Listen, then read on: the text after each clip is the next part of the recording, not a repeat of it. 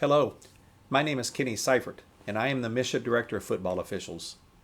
I want to welcome you to the 2019 season, along with strongly encouraging all athletic directors, coaches, and officials to take time and watch this PowerPoint video audio presentation, which has been prepared by Kevin Costello from the Southwest Missouri Football Officials Association. The purpose of the presentation is for the benefit of play clock and game clock operators, along with football officials and coaches, as it relates to the change of the 40-25 second play clock. It is MSHSAA's expectation for all ADs and coaches to sit down with their respective play clock and game clock operators to view this presentation. In addition, in order for this to be a smooth transition, it is 100% imperative that the referee meets with both the play clock and the game clock operators 30 minutes prior to the start of the contest to discuss the changes and answer any questions. I highly recommend that the referee bring to that meeting additional copies of the MSHSAA 40-25 game clock play clock procedures and the NFHS General Instructions for Football Game and Play Clock Operators documents that were shared with all officials and athletic directors, along with being made available on the MSHSAA website under Activities in the Sport of Football. Although the play clock and game clock operators should already have a copy of these documents from their respective athletic directors, this process can only reiterate the importance of all parties being on the same communication with this rule and mechanics change. Athletic directors should make sure that a hard copy of these documents are available in the press box at the location of the game and play clocks. The ultimate reason for the change to the 40-25 second play clock is to have a more consistent time period between downs. The NFHS Rules Committee approves situations where 40 seconds will be placed on the play clock. The new rules define when 40 seconds and when 25 seconds will be placed on the play clock. Because of the rule change, the need to update the language in the rulebook was necessitated. Rule 2-35 on page 37 of the NFHS rulebook now reads, "Ready for play signifies the ball may be put in play by either a snap or a free kick with 25 seconds or 40 seconds on the play clock. The determining factor of whether it is 25 or 40 seconds will be covered in the next several slides in this presentation." Rule 3-6-1A, number 1, defines the 6 scenarios of when 25 seconds will be placed on the play clock and will begin on the ready for play signal. 25 seconds will be placed on the play clock and will begin on the ready for play signal. Prior to a try following a score, to start a period or overtime series, following administration of an inadvertent whistle, following a charged timeout, following an official's timeout, as in 3-5-7 or 3-5-10, except for 3-5-7B, which is a first down, and following the stoppage of the play clock by the referee for any other reason.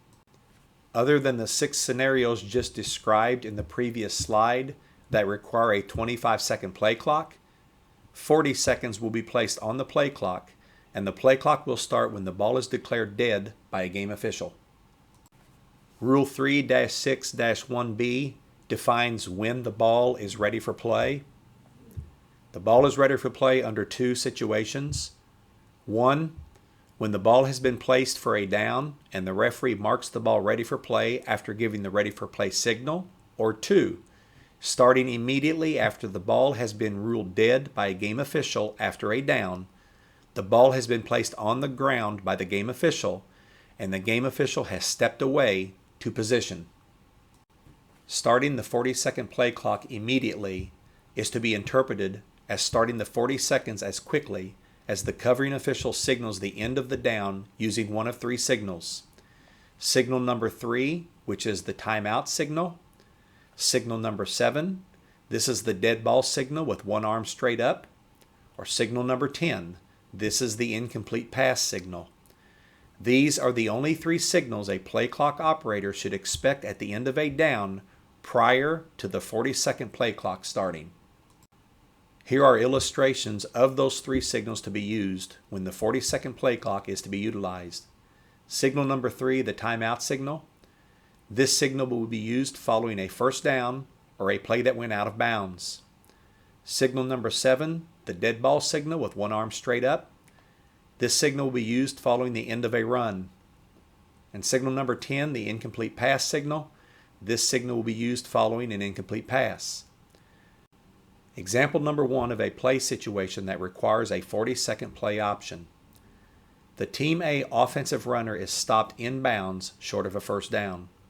The game clock continues to run, and the 40-second play clock is started immediately except at the end of a fourth down. The next slide will show a video example of this play. This is a running play that resulted in the player being downed in bounds and short of a first down. Notice the official using signal number 7, which is a straight arm up in the air dead ball signal. This is the same play from a different angle. The game clock will continue to run. However, when the official gives the dead ball signal, the play clock is immediately reset to 40 seconds and continues to run in anticipation for the next play. Example number 2 of a play situation that requires a 40-second play option. Team A runner is stopped in bounds beyond the line to gain for a first down. The game clock is stopped for the first down, and the 40-second play clock is started immediately. The referee will then restart, silent wind the game clock, no whistle involved, as quickly as the football is placed on the ground and ready for play. This play demonstrates a runner who has been tackled in bounds with his progress being beyond the line to gain and therefore resulting in a first down. Because of the runner advancing past the line to gain, the official immediately stops the game clock with signal number 3. Notice that the game clock stops at 10:53, but the play clock is immediately set at 40 and begins to run. The official also motioned for the chain crew to move quickly to reset the chains for the next set of downs. Example number 3 of play situations that requires a 40-second play option. Team A runner goes out of bounds, or Team A fumbles the ball out of bounds, or Team A has a backward incomplete pass that goes out of bounds. In all three of these situations, the game clock is stopped and the 40-second play clock is started immediately. The game clock will not start again until the next legal snap. In this play, we have a runner who goes out of bounds.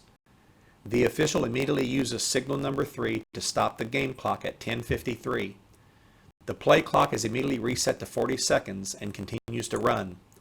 The game clock will begin at the next legal snap.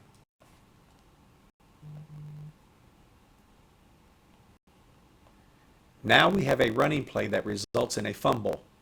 As the fumble rolls out of bounds, the official stops the game clock and the play clock is reset to 40 seconds. The game clock will begin at the next legal snap. This incomplete backward pass, which results in the same as the previous play that had a fumble go out of bounds, requires the official to stop the clock. The game clock is stopped and the play clock is reset to 40 seconds. The game clock will begin at the next legal snap. Hopefully, on all of these plays, you are noticing how quickly the officiating crew is working to get the ball back to the umpire in order to get it set and ready for play. Example number 4 of a play situation that requires a 40-second play option. Team A has an incomplete legal forward pass. The game clock is stopped and the 40-second play clock is started immediately. The game clock will not start again until the next legal snap. This incomplete forward pass results in both officials giving the incomplete pass signal, which is signal number 10. Notice the game clock stopping immediately at 6:15 as a result of the incomplete signal. The play clock is immediately set to 40 seconds. The game clock will not start again until the next legal snap. Note, on this play, the 40-second was reset as the officials blew their whistle and started to make their signal. We strongly encourage all play clock operators to be slow as opposed to fast on the 40-second clock reset. Feel free to count 1001, 1002 prior to the reset. Example number 5 of a play situation that requires a 40-second play option. A double change of possession during the down occurs, resulting in Team A in possession at the end of the down. The game clock is stopped for the first down, and the 40-second play clock is started immediately. The game clock may then be started, a wind with no whistle, otherwise known as a silent wind, or not, depending on whether out of bounds was a factor. In this play, we have an interception. However, the player then proceeds to fumble the ball back to Team A, resulting in Team A with a first down. The game clock is stopped for a first down, and the 40-second play clock is started immediately. The game clock will then be started with the referee's wind, but no whistle, again, the silent wind. Following a first down in bounds, a silent wind is required from the referee to start the game clock immediately after the umpire places the ball on the ground.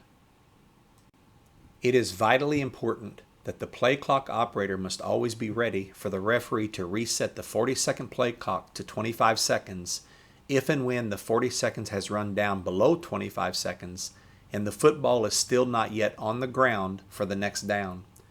The referee's signal for this is a pumping motion with one hand up and down near his head. In the following example, we can't get the ball boy to get us the ball in time.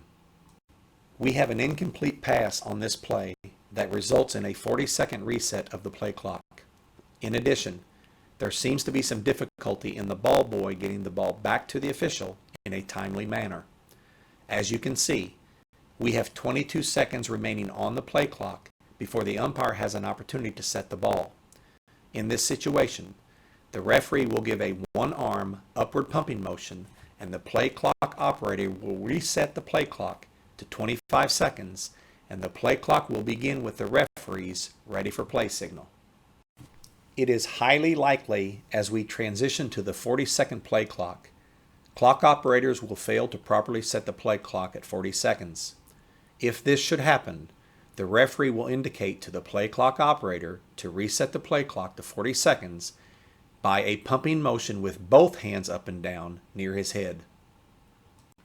Per Rule 7-2-1, after the ready for play, each player of Team A who participated in the previous down and each substitute for Team A must have been momentarily between the 9-yard marks before the snap. The following situations will result in a 25-second play clock that is not started immediately at any time. Either team is granted a timeout, any down that involves a score, any down that involves a legal kick, team possession changes during or after a down, an inadvertent whistle, any foul occurs, play is stopped for an injured player, a player's helmet has come completely off, a measurement for a first down, the beginning of any period, an untimed down. This list includes most every 25-second play clock situation, but an extremely rare situation is also possible.